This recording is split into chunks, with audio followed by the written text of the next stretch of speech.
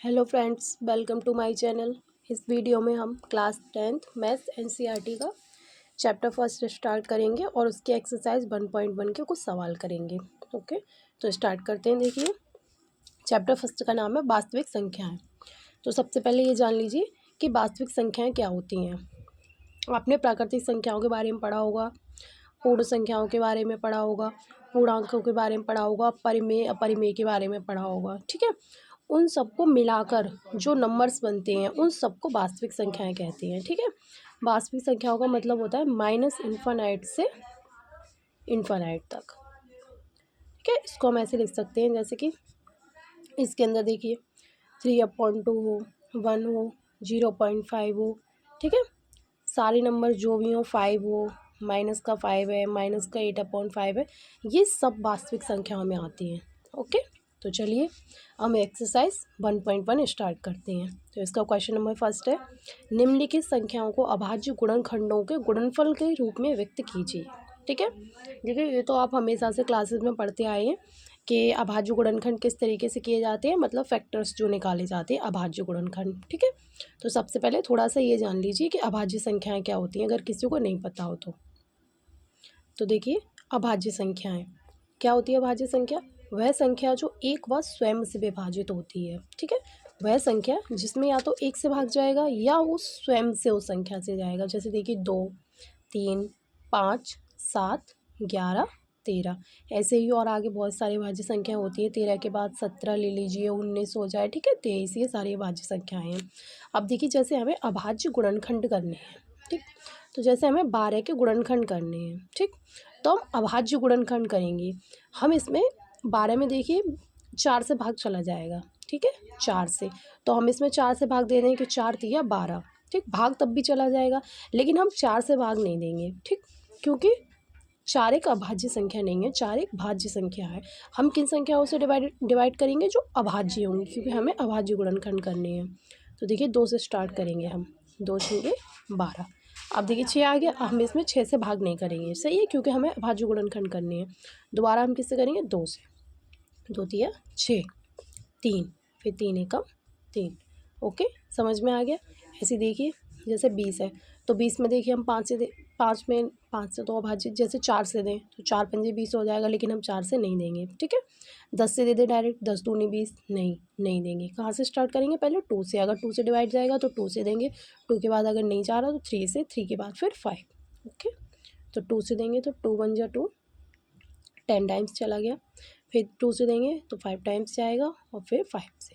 Okay, तो देखिए इसके अभाज्य गुणनखंड क्या है? 2 इंटू 2 इंटू 3, और इसके अभाज्य गुणनखंड क्या है? 2 इंटू 2 इंटू 5। ओके, इतनी बात आपको क्लियर हो गई होगी। अब हम करते हैं एक्सरसाइज 1.1 के क्वेश्चन।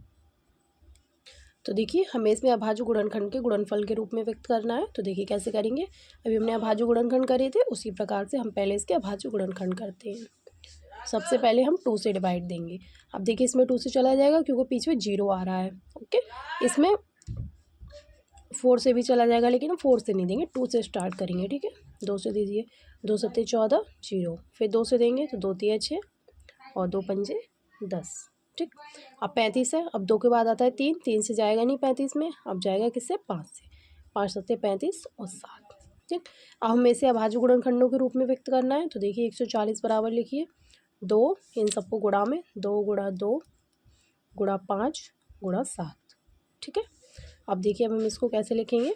ये कितने 2 हैं? 1 2, तो 2 के ऊपर 2 की घात लगा देंगे, गुणा 5, 5 तो 1 ही है, तो 5 लिखेंगे सिर्फ, गुणा 7। ठीक, ये हो गया इसका आंसर। अब देखिए अगला करते हैं हम 156। इसी तरह से इसके करेंगे।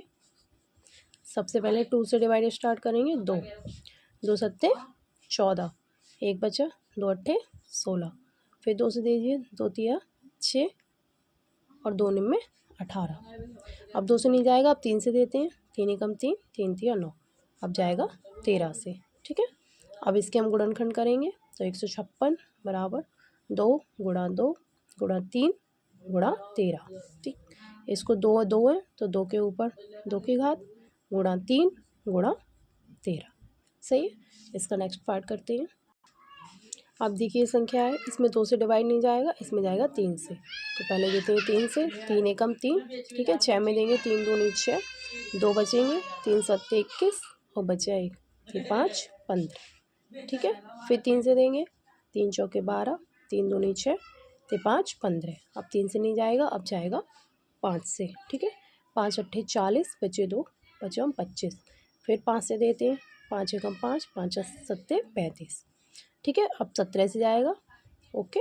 अब इसको लिख लेते हैं उसी प्रकार से गुणनखंडों के रूप में, 3 इंटू 3 इंटू 5 इंटू 5 इंटू 70, ठीक। अब देखिए 3 2 हैं तो 3 के ऊपर 2 की घात, 5 2 हैं तो 5 के ऊपर 2 की घात इंटू 17, ठीक है।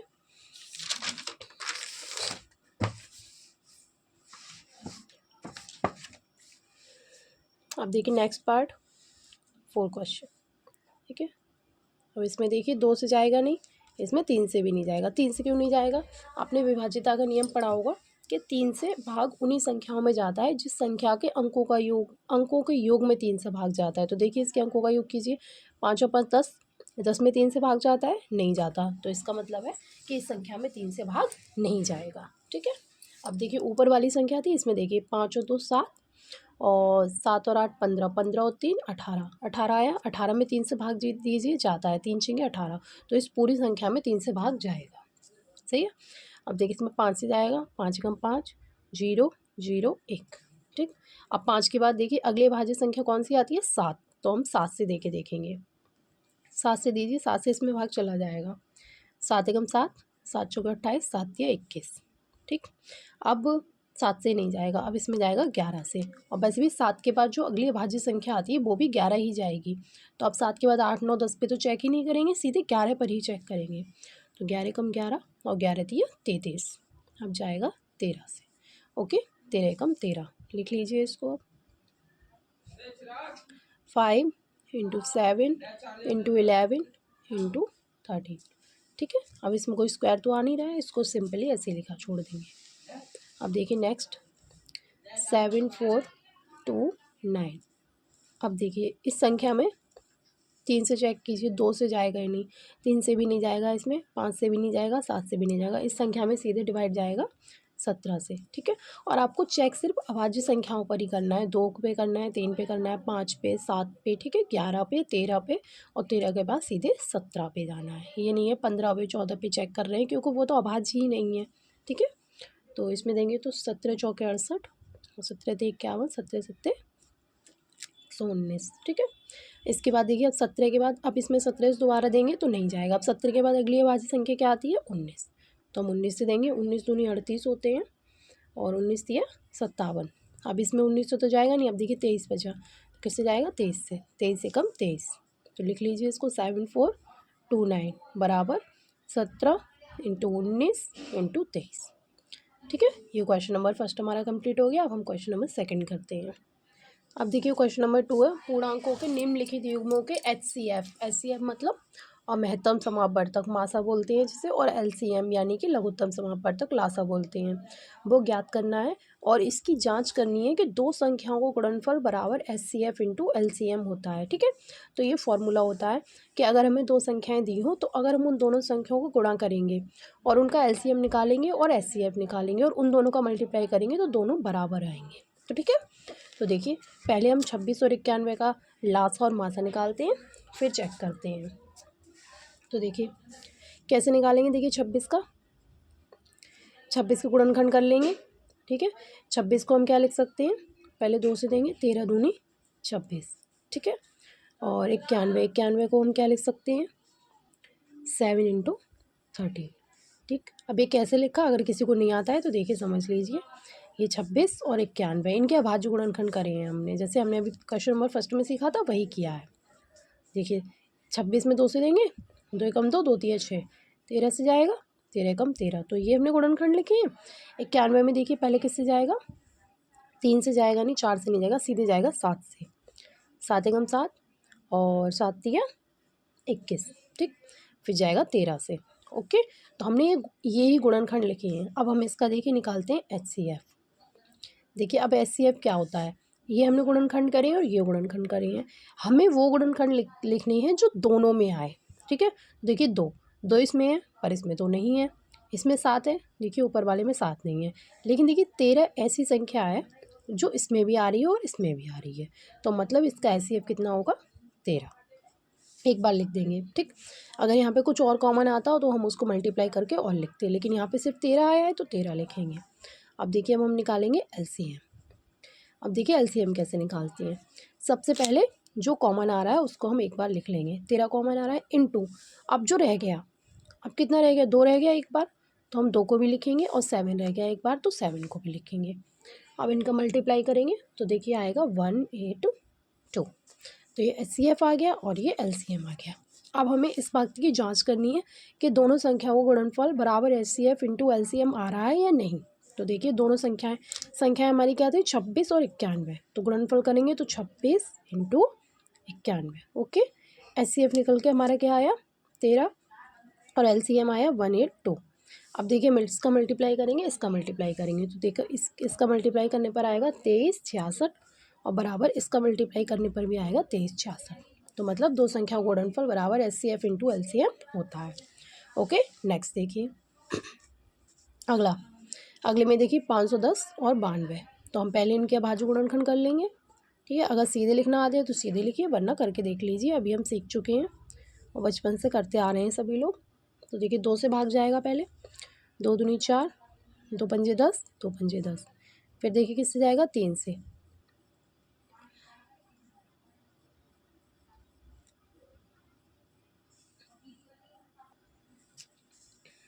तो देखिए 3 से देंगे तो 3 अट्ठे 24। ठीक है, बचेगा ये 3 पंजे 15।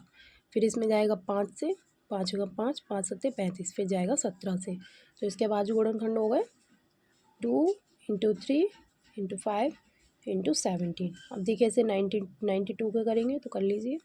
2 से देंगे, 2 चौके 8, 2 छंगे 12। 2 से देंगे, 2 दूनी 4, 2 तिया 6।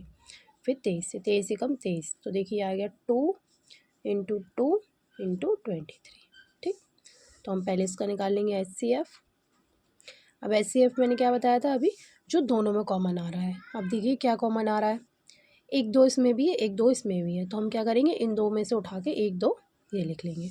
अब देखिए कुछ और कॉमन आ रहा है, 3 इसमें कहीं नहीं है, 5 नहीं है, कुछ नहीं कॉमन आ रहा है। ठीक, तो अब देखिए HCF हो गया इसका 2। अब हमें निकालना है LCM निकालिए। पहले जो कॉमन है वो लिख लिया। ठीक है, एक बार लिख लिया। अब जो कुछ रह गया वो सब लिख देना है।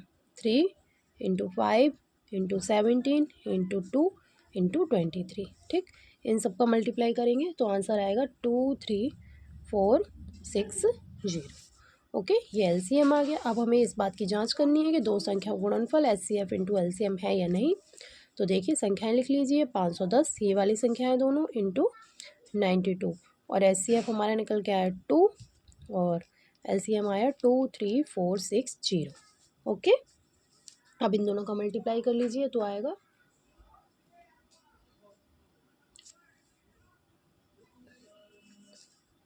46920, और इधर भी आएगा 46920।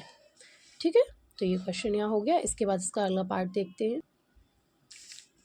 देखिए अगला पार्ट है 336 और 54। तो देखिए अब इसके पहले आवाज गुणनखंड कर लेते हैं और 54 के कर लीजिए। 336, 2 से देंगे, 2 एकम 2, 2 छंगे 12, बचा 1, 2 अठे 16।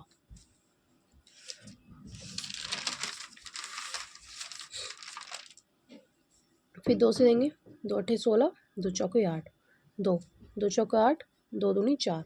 फिर 2 से देंगे, अब जगह नहीं बची, 2 एकम 2, 2 दूनी 4, 2 एकम 2। फिर 3 से देंगे, 3 सत्ते 21। फिर देंगे 7 से, तो आंसर आएगा 2 इंटू 2 इंटू 2, 4 बार 2 आ गया, इंटू 3 इंटू 7। ठीक है, अब 54 के करेंगे। 2 2 दूनी 4, 2 सत्ते 14। 3 से देंगे, 3 में 27। 3 से देंगे, 3 तिया 9, 3 एकम 3। तो इसका आ गया 2 इंटू 3 इंटू 3 इंटू 3। ठीक, अब देखिए पहले HCF निकालेंगे इसका।